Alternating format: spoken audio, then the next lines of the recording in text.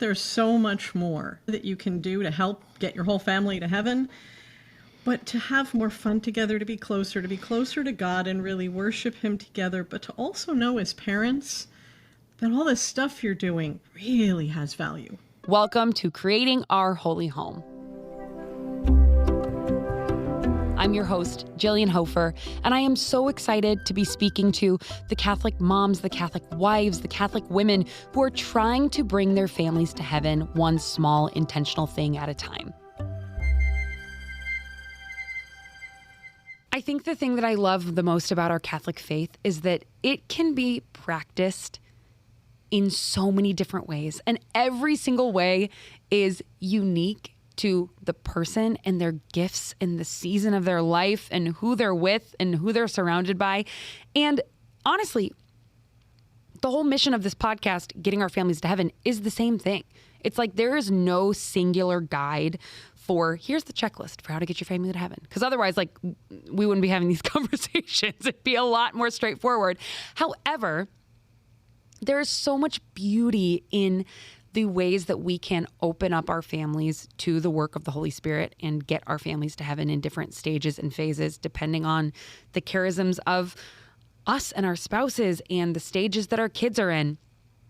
And that's why this episode, I think, is such a cool conversation. So I have on with me today Dr. Greg and Lisa Popcak, and they are the president and vice president of CatholicCounselors.com. That may sound familiar because their daughter, Rachel, was on a recent episode. She was the one that came on and talked to us about grounding ourselves in the reality and the truth that we are worthy because we are God's. So, hello, if you loved her insights, let's talk to the people who raised her, right? So, Dr. Greg and Lisa have put together this incredible documentation that is called the Liturgy of the Domestic Church.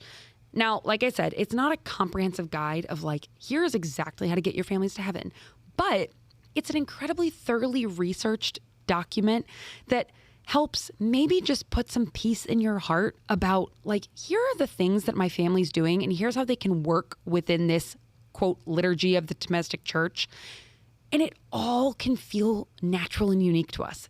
It is an incredibly helpful resource if you are maybe feeling overwhelmed and just going like, gosh, I just wish there was a little bit of a box that I could be in that helps give me peace about how I am introducing the faith and consistently living the faith in our domestic church, in our home, in our family life. Dr. Greg and Lisa, like I said, are incredible resources for this. They have researched so much for not only this Liturgy of the Domestic Church documentation, but also they are the authors of 20 books on Catholic marriage and family life and spirituality. They're the co-hosts of More to Life, a call-in advice program airing each weekday on EWTN radio and SiriusXM. And they're the co-directors of the Peyton Institute for Domestic Church Life. One thing that I do want to say leading into this conversation that's just been on my heart a lot since I spoke to them. They share a statistic in this episode about how 85% of children currently growing up in the Catholic faith will not be Catholic in their adult life. I don't want you to feel as parents that is a statistic that should just scare you. God is a God of mercy.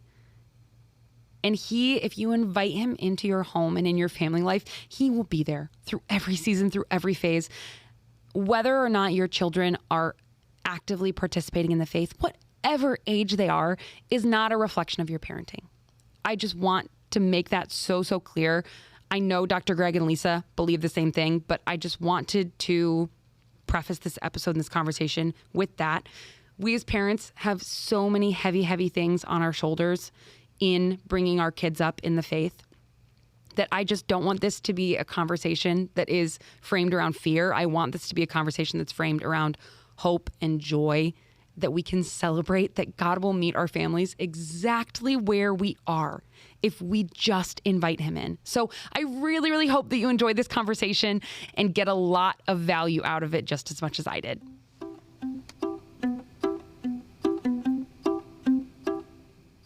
Dr. Greg, Lisa, thank you so much for joining us on the Creating Our Holy Home podcast.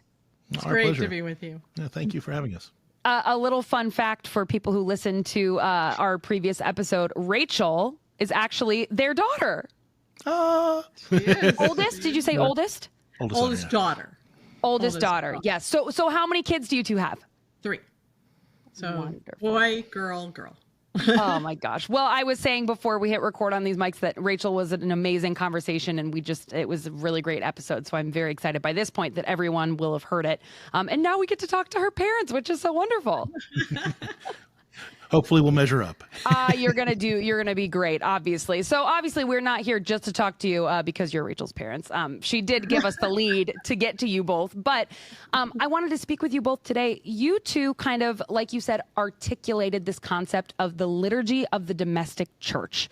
Obviously, this podcast is a podcast for Catholic women who want to get their families to heaven. I can't quite think of a better way to conceptualize getting your family to heaven than making sure you are living out a liturgy of the domestic church. So can you both just explain a little bit about that concept to someone like me who maybe hasn't heard it articulated before? Sure. And I just want to thank your audience for having that agenda in their lives, that dream in their lives, because as we'll discuss with you throughout this time with you, that is getting harder and harder to make happen.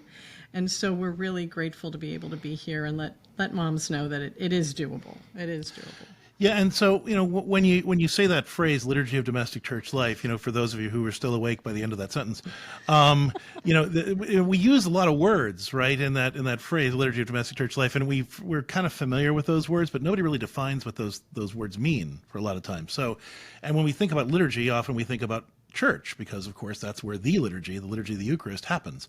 But a liturgy is a way of worshiping God that was instituted by God. And for the purpose of healing the damage that sin does to our relationship with God and each other, right? So the liturgy of the Eucharist was not, nobody said, hey, let's figure out a way to turn bread and wine into the body and blood of Christ. Jesus had to do that. And so he did that specifically so that he could heal the damage that sin did to our ability to enjoy heaven in the next life and to have communion with each other in this life. Well, in a similar way, as much as modern thinkers like to believe, the family is not just a social contract. It was not invented by people. The family was revealed by God, created, instituted at the beginning of time. And God built into his design of the family certain practices that enable families to be happy and healthy, and united with his grace, holy as well. And those practices are revealed by social science research and they're consistent throughout time and culture. Right. So even though from household to household or time to time and culture to culture, these practices might look different from household to household, categorically they're very similar. And so we call those practices, those 12 practices that are kind of key to any happy, healthy, holy family, that God built into his design of the family, this liturgy of domestic church life. It's a way of worshiping God with our family lives that enables God to heal the damage that sin does to the root of human relationships, the human family. And the wonderful thing about it is that it's really simple, very practical things that a lot of families, probably many of your listeners, intuit already. But when we do it in an intentional way, with the framework working for us, it really allows us to worship God together as a family. And I know as a mom myself, it's very easy to think that the only time we can do that is at Mass or, maybe volunteering in the parish or maybe in the home. Maybe it's like quick night prayers, bless grandma, bless grandpa. Maybe it's grace. And if you're doing that, fantastic. That's all part of this. But to know that there's so much more, and not only more that you can do to help get your whole family to heaven, but to have more fun together, to be closer to God and really worship him together, but to also know as parents that all this stuff you're doing really has value. The whole world's going to tell you it doesn't, and there are days you're going to feel like it doesn't, but when you know that this is part of the liturgy of domestic church life, that changes everything for you as a parent. And when we present this, the first reaction people have when they hear us say this stuff is, oh my gosh, we're so busy already, we're going to have one more thing to do or 12 more things to do. And then we present it and they're like, oh my gosh, we do like all that stuff already or most of that stuff already. I just didn't know it counted for anything. And so it enables people to see what they're already doing as families and do it more intentionally and to greater effect.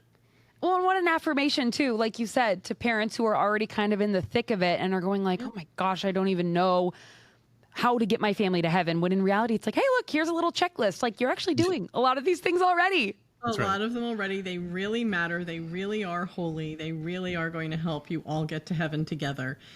And you can find joy in that, where the whole world is going to tell you all these things like they don't matter. You should be like, at the soccer field. You should be volunteering at church 90,000 hours a day.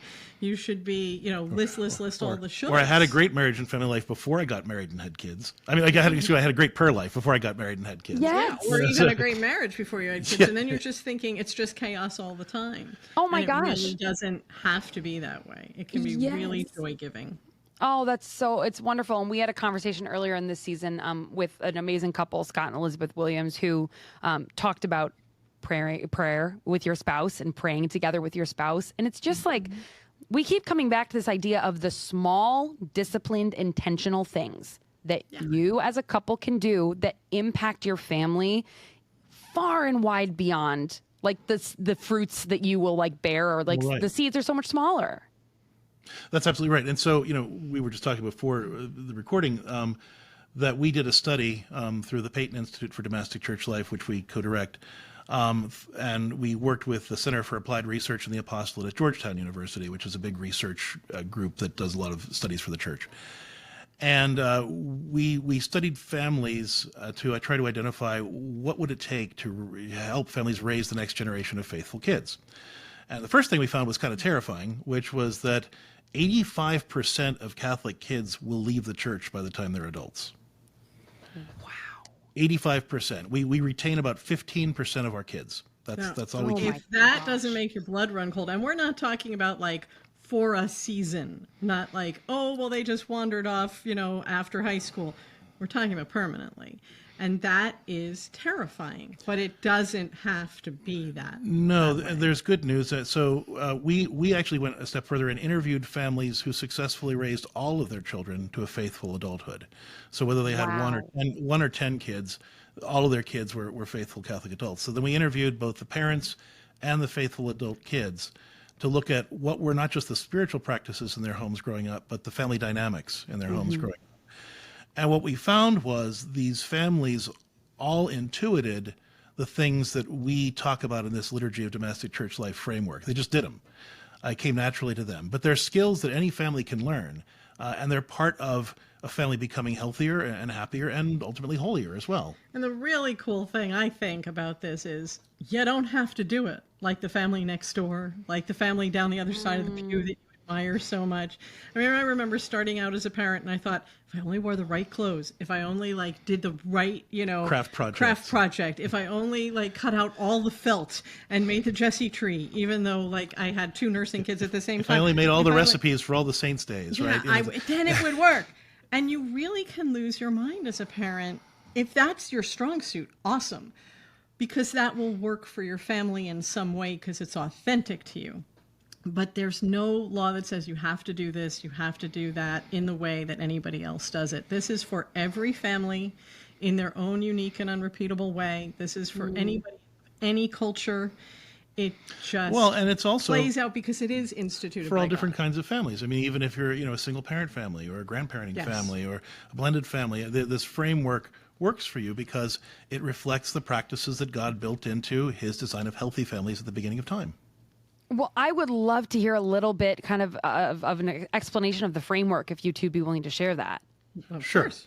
Sure. So this just like any other liturgy, the Liturgy of Domestic Church Life is divided up into 3 rites. Okay, and those 3 rites are organized around the threefold mission of baptism: to be priests, prophets, and royals. Okay, so and even the church teaches that family life is the primary place where we learn to live out that priestly, prophetic, and royal mission. Although when we baptize our kids, or we're at a friend's baptism of their child, and we hear that that's what we've been given, this role of priest, prophet, and king, we all do the sage nod. Yeah, yes, very interesting. Oh, okay. Yes, and then we never think about it again. I have no idea what any of that means, right? No idea what that means.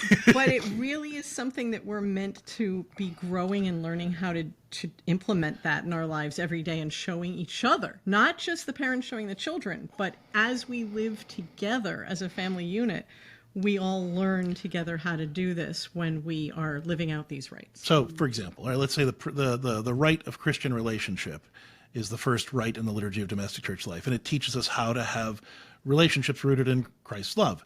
And so it helps us live out the priestly mission of baptism, because the priestly role, the common priesthood that we get through baptism, is all about consecrating the world to Christ.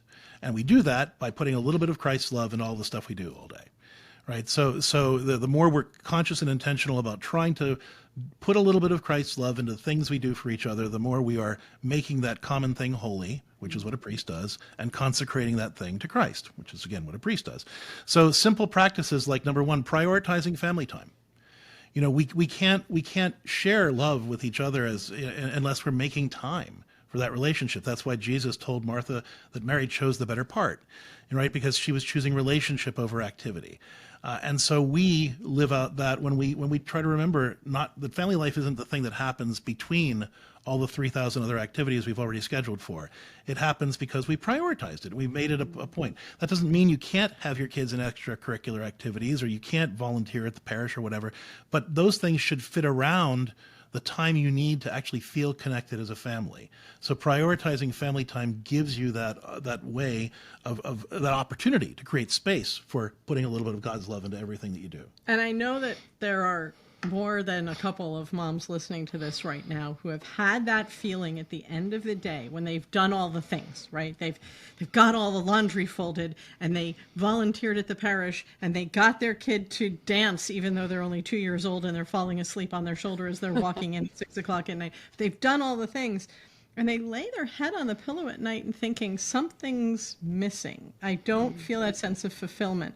It's probably because they haven't had that family time that makes them feel close, that makes them feel like they're loved and their children know that they're loved and that they all are being loved by God together in that time. So this liturgy of domestic church life and this rite of Christian relationship invites parents to do less and be more, basically.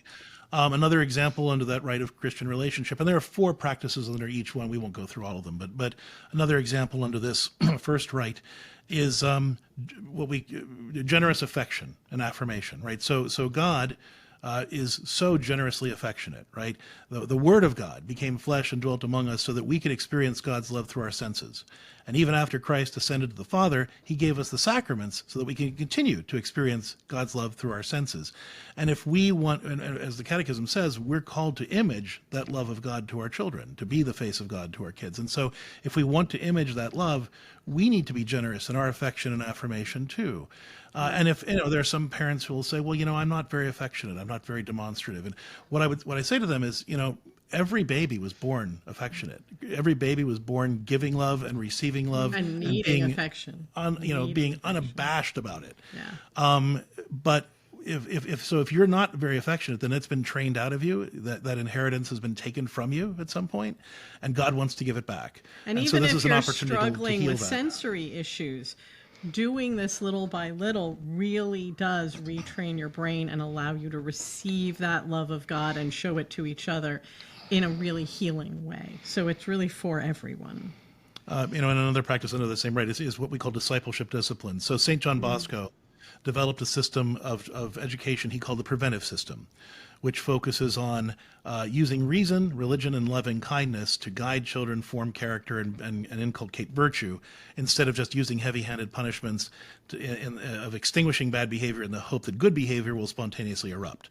Right? So what we do is we kind of teach parents how to identify the need or the intention behind their kids' behavior, and then work with them to identify healthier and godlier ways to meet those needs and intentions. So you're extinguishing the bad behavior, but you're doing it in very positive and forgiving and merciful ways that ultimately lead them into deeper relationship with you instead of being afraid of you because you're always correcting them and chasing them down. But really teaches them virtue. And even for very young children, it really lays down that life of virtue so that when they're not with you, they really can intuit, almost feel in their bones, the difference between right and wrong, holy and unholy. It really instills something for a lifetime rather than being that parent who is terrified when your teenager leaves the house or when your kid goes off to college. Are they still going to stay on a good path? What's going to happen? You've really trained them in that so much that you have a pretty sure and certain hope that they're going to stay holy and healthy. Well, because, discipleship discipline teaches your kids to choose what's good as opposed to just being afraid to do what's bad. which is a very different thing. So then the second rite, and like I said, there's another practice, we don't have time to get into it, but the second rite, the rite of family rituals, that helps us live out our prophetic mission of baptism. And you're like, well, what does being a prophet have to do with rituals? Well, the Catechism tells us that a prophet calls other people to live godly lives through our words and actions, right? And so research shows that the best way any organization can pass on its values and beliefs to the next generation is through rituals. That's why the Catholic Church is the Church of Smells and Bells. We have all these rituals to kind of convey these truths on a gut level. Well, when Christian families create strong rituals for working, playing, talking, and praying together every day, they model how Christians approach all the stuff that human beings do. We encourage each other to have a Christian worldview about working and playing and talking and praying, and to approach those tasks as Christians would, which is really important stuff. It's really important stuff, but it also sounds like it's a lot to do in a day. But when we think about it, we do a lot of that anyway, right? So instead of necessarily dividing, there are families who will say, okay, it's Billy's night to do the dishes on Monday, and it's Susie's night to do the dishes on Tuesday. How about you just all clear the dishes together? You put on some fun music, or you're continuing the conversation you had over dinner, and somebody's rinsing the dishes and somebody's wiping down the counters, but you're together. It actually gets done faster. You're not nagging your kids, and you're having a good time together. Boom, your work ritual is done for the day. We have a friend who has 11 kids who they fold the laundry together, and then they have a softball fight afterward. So it's right. There's a work ritual and a play ritual, right? A play ritual all at the same time. But it's modeling Christian attitudes toward work, because the Christian attitude toward work isn't let's just get this stuff done so we can finally get to really living. It's how do we use the stuff of our life to connect and enjoy ourselves. Oh, wow. I love that. I read, my husband and I, it was funny. We, when we were actually on our honeymoon, which this was a weird honeymoon read, but we read a book called Hunt, Gather, Parent. And it was about, are you familiar with it? I've heard of it. I haven't read it. Yeah, it's a pretty fascinating book. It's just about how it's one woman's experience of kind of exploring different cultures outside of the Western world and how they parent and everything. And one of the biggest takeaways from that book was exactly that, where it's like, if you involve your kids in the work of the household and in even the work that they do as far as the careers of the parents go, it's like it fosters so much more connection with the children. And then also, like you said, if the parents are truly living out Christian lives, why wouldn't you just want to do all the things together so that they can continue to see those values lived out realistically, instead of it being like, okay, now's this regimented thing that we're doing every day that feels like it's kind of a fake thing that doesn't fit into our family life. Right. So we ask families to just think about the stuff they do already, the work you have to do. Could you do some of those things together? When you have fun, whether you do it individually or together, could you just be consistent about doing some of those things together? About talking rituals. You have dinner, so why don't we make the most of it and actually ask questions that we care about instead of just, how was your day? Fine. What'd you do in school? Nothing. Oh, okay. You're talking more about, how can we be a better team? What do we need to do to take better care of each other this evening? How can we show up for each other? One of the things that I really love is the play ritual, because Western parents, we're told to just let the world do that for our kids. Put them into sports, put them into shows, put them into whatever. And we don't play with our kids. And there was a very recent study that just came out that said that both moms and dads are affectionate, but in the majority of couples, it's only the dad that lets that affection then turn into play. So the tickling, the roughhousing, and mom's sitting there going, I want to have fun too, but we don't allow ourselves because, we have to run the house and do all the things. It's so freeing to know that a play ritual, whether it's, walking the dog, tickling your kid, playing ball, building, blocks with your child, whatever those things are. Story time, they whatever. matter. Yeah, reading a book together as a family or to your little ones. It matters. And it teaches our children how to relate to joy, happiness, and play in a godly way. And you know what? If we don't allow ourselves to play with our kids and have our kids experience us as fun and playful, somebody else is going to fill that need. And it's probably not going to be in the holiest way possible. Somebody else is going to say, oh, I'll show you how to have a good time. And it's going to involve something we don't want them to So be part of. the founder of our organization, Father Patrick Peyton, Venerable Patrick Peyton, he was famous for saying the family that prays together stays together. We like to say that the family that plays together prays together too, because when we're modeling that kind of godly approach to play or work or talk or prayer, we're showing our kids how to worship God with their everyday lives, by leading a godly life. That the third rite in this liturgy of domestic church life, the rite of reaching out, is rooted in the royal mission of baptism, which is, we reign with Christ by serving with Christ, right? And so we tend to think of service of the church as just kind of a project that we do for other people when we feel like it or have the time. But really, service is part of being a Christian disciple. It's like, every person I encounter, I should be asking, how can I make your day a little easier or more pleasant? Or how, if I walk into a room, how can I leave this room a little better than I found it? So we suggest asking those kinds of little questions in family life that just make us more aware of attending to each other, listening better to each other, taking care of each other. In the morning, so one practice would be, serving each other generously. So in the morning after you pray together briefly, even if it's like a 1-minute prayer, just having the conversation that says, so what's one thing we could each do to take better care of each other today? And even if you can't think of anything in that one day, if you're asking that question every day, it's changing things. It's changing the way your family operates. Yeah, and it can be anything. It can be, I need everybody to gather their clothes and put it in front of the washing machine before you leave for school today. Or it can be, I'm going to be exhausted tonight because I have all these meetings. So, somebody pick up dinner on the way home, whichever spouse is out. And little tiny things. It could be, I need a lot more hugs today. Whatever those things are, you start doing that spouse to spouse, parent to child, child to parent. So you're all working as a holy community together to love one another and to serve one another.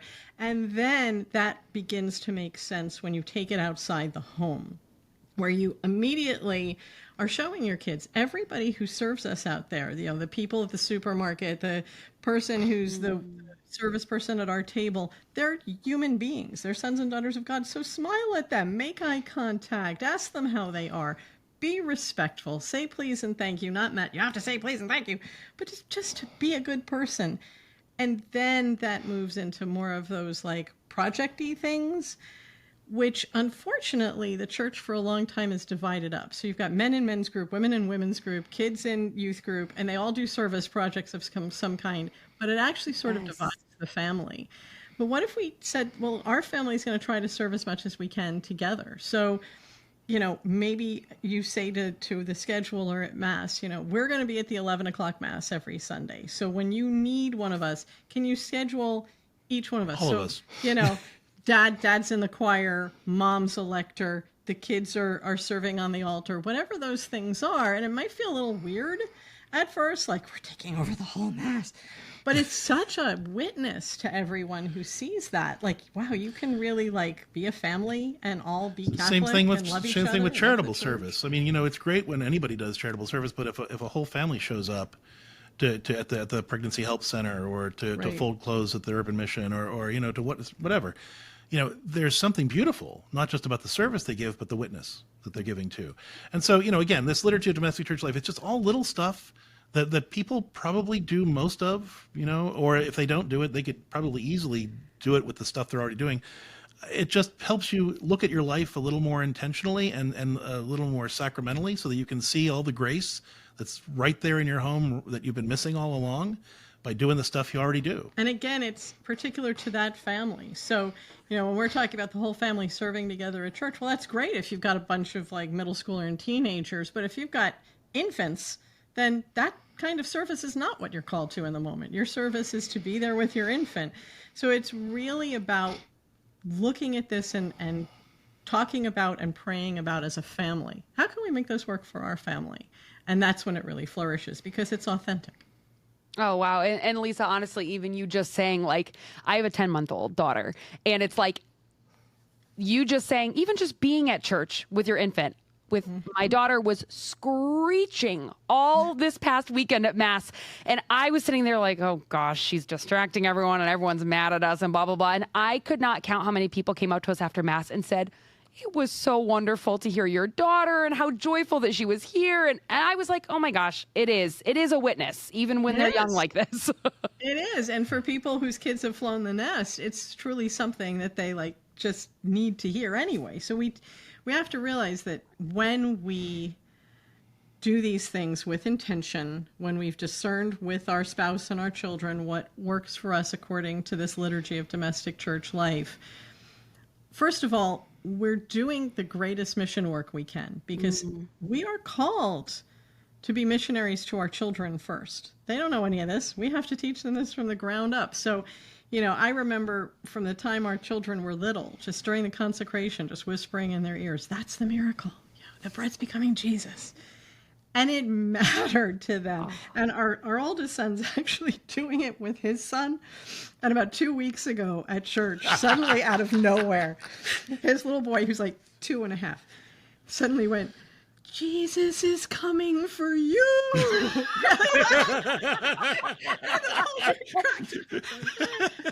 Right during the consecration. It's correct, but a little ominous in the delivery. We all laugh there.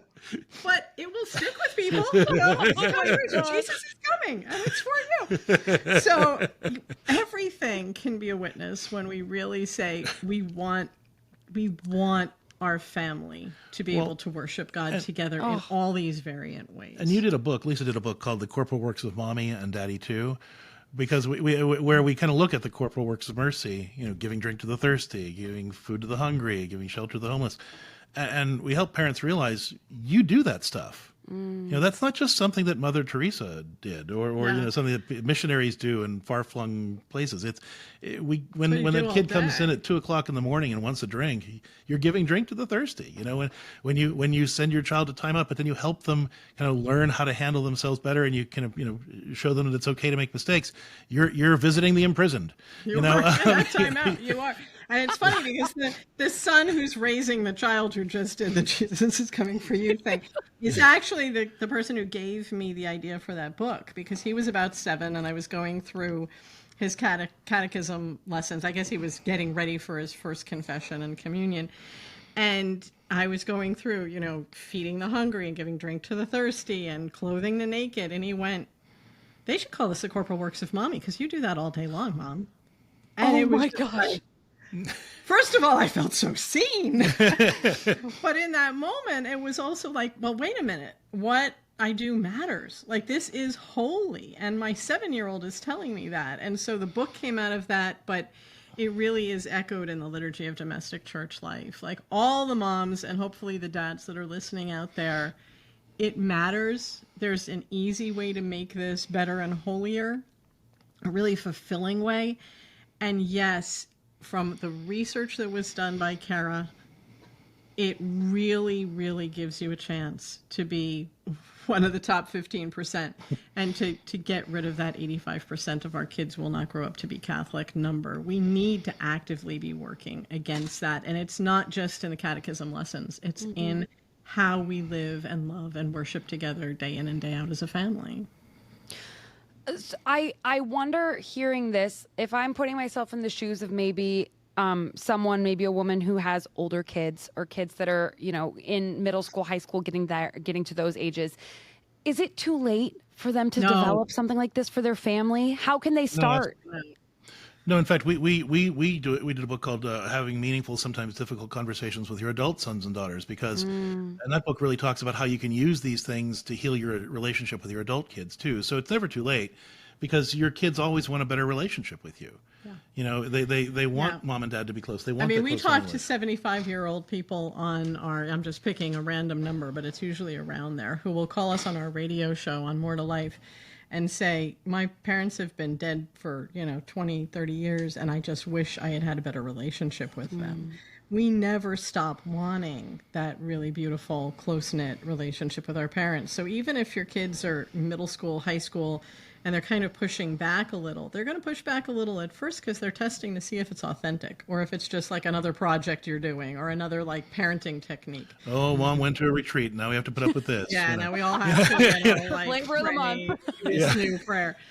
But when they really see that you want to spend time with them, You want to have fun with them. You want to grab a meal with them. You just love them, and God loves them. Those barriers that they put up, that pushing back begins to dissolve. But you raise a good point. I mean, whatever age your kids are, whether they're infants and toddlers or kindergartners or middle school or teenagers or adults, this is hard to do. This doesn't come naturally to a lot of us. It came naturally to that 15% of families that successfully raised all their kids to a faithful adulthood. But the rest of us, we got to learn it. And the good news is it's easy to learn.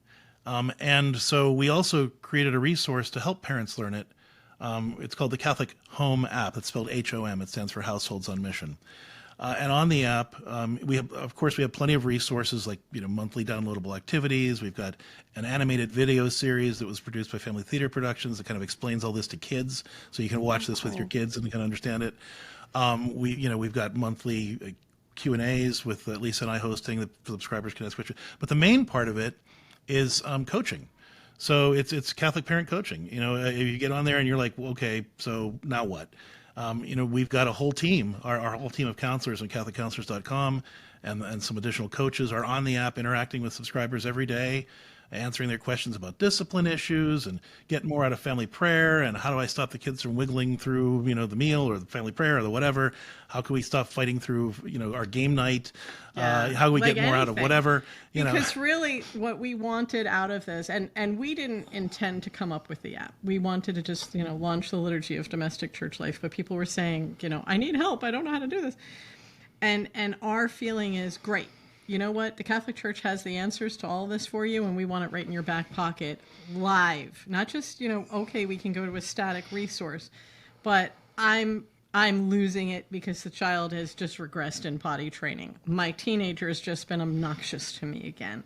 I don't know what to do with whatever, all the kinds of things. And they just put up the message, and within minutes, they've got not only an answer from our pastoral counselors and our coaches, but we've seen this community grow, and so families are sharing ideas. Oh, that happened to me. I tried this, try that, and it's really lovely to see that growing. But they're all you don't have to go it alone. It's a nice informed group too, because they're all trying to live out this liturgy of domestic church life. So it's not another place where the mommy wars are being fought, right? Yeah, everybody's singing from the same hymnal, so to speak, and just trying to help each other sing a little bit better. If I have time to share this story, so the other day. I was about to head to bed and I just checked the app, and somebody had posted that they had been in an award ceremony. She and her husband had been in an award ceremony for their 15-year-old daughter. You're asking about older kids. And the 15-year-old had just been so rude to them. They were all excited to be there, but the daughter didn't want to stand with them for the pictures. She made faces the whole time. She just wanted to be with her friends.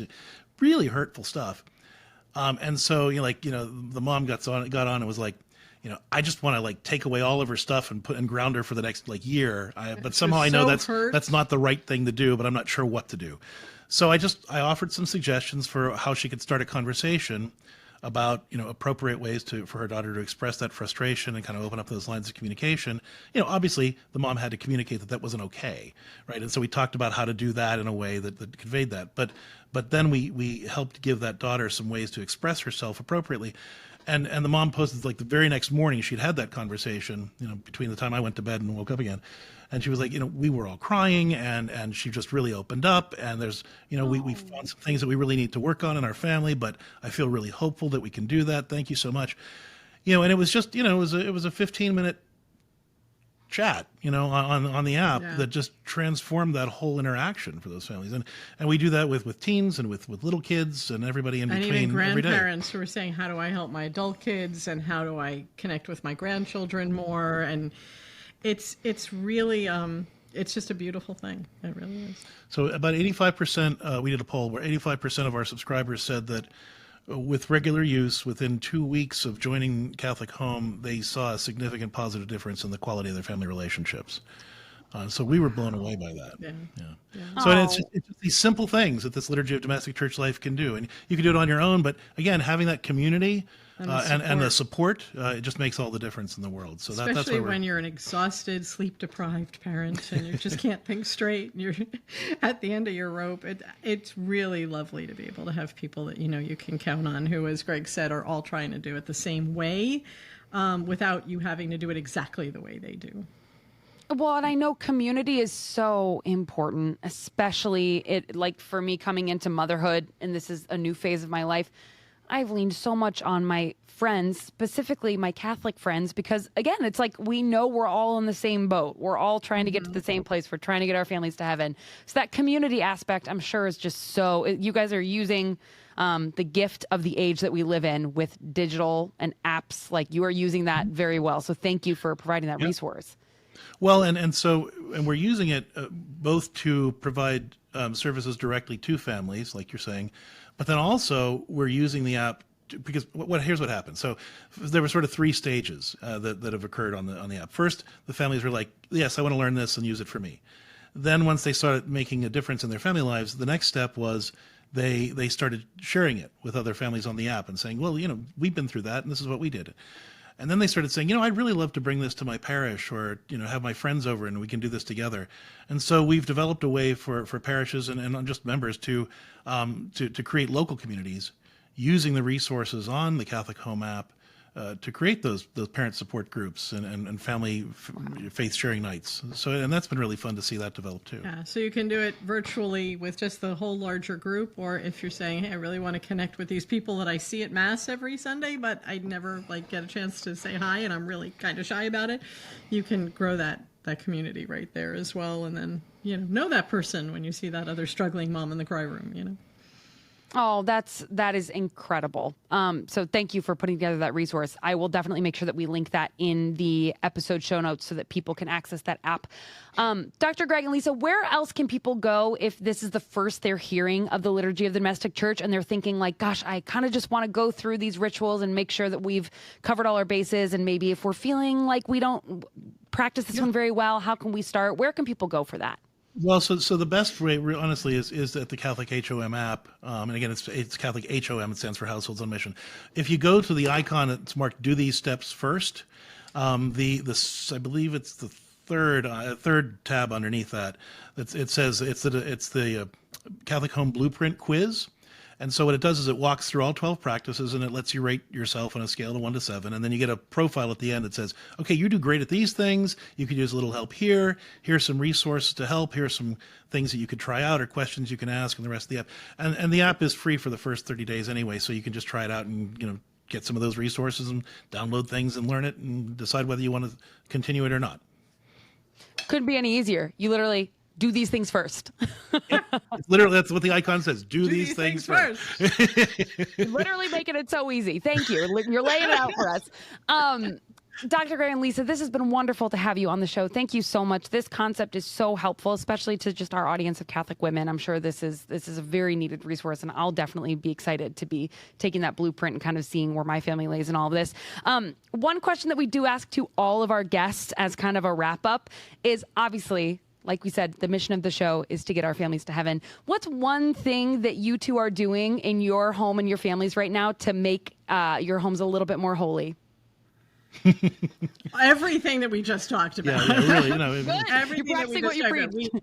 preach. We did raise all 3 of our children this way even before we came up with the liturgy. We were very blessed that it was something that we did sort of intuit and that God led us through before we had all the structure of this. I am very happy to say that all of our children have remained Catholic into adulthood. Our youngest just chose a great Catholic college and is actually getting a minor in ministry. So, just the things we talked about. And then... And it's always, every time you move into a new stage of parenthood, the way those things play out change dramatically, right? So our youngest is now going to college, right? So now we're having to look at how do we live out this liturgy of domestic church life in our own empty nest, and also to continue that relationship with our adult kids and who are launching and starting their own families. The grandchildren that are coming up. And most of our family, almost all of us, will be at the National Eucharistic Congress, create the CatholicHŌM experience. Next And the week. family track, yeah. The So family if you track. happen to be at the Eucharistic Congress, come on over to the Convention Center on the second floor, and you'll see the CatholicHŌM immersive experience. It's a fun opportunity for families together to discover how receiving Christ in the Eucharist it gives us the grace we need to really create a more loving, caring, and connected Catholic home. Well, I am very excited to stop by. You guys will be in our neck of the woods for NEC, so I will definitely be stopping by the experience and hope to meet you both in person there. Thank you so much again for joining us today. This has been so wonderful to have you both. Thank you for the Wonderful opportunity. to talk to you. Hopefully do it again sometime. Thank you so much for joining us on this episode of Creating Our Holy Home. This show is sponsored by Catholic home goods brand, Our Holy Home. We'd love to offer you 15% off your first order. So head over to ourholyhome.com and use the code podcast at checkout. For more sustainable practices and tips to get your family to heaven, subscribe to our email list at ourholyhome.com/subscribe. We'll be praying for you and your families this week, and we will be back very soon with more.